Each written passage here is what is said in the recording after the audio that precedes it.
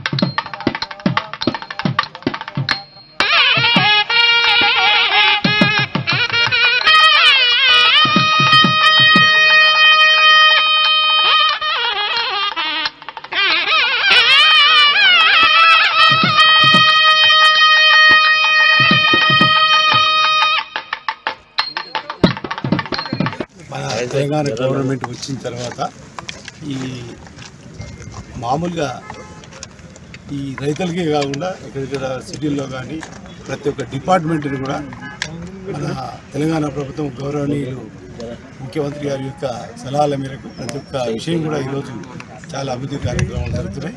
ప్రత్యేకించి police డిపార్ట్మెంట్లకు police stations కానీ మరియు నిన్ననే మాకు అంజనీ కుమార్ గారు కూడా స్పీకర్ దగ్గర కలిసిండు. ఈ చాలా స్పీకర్కు పార్లమెంట్ స్పీకర్ కూడా చెప్పడం జరిగింది.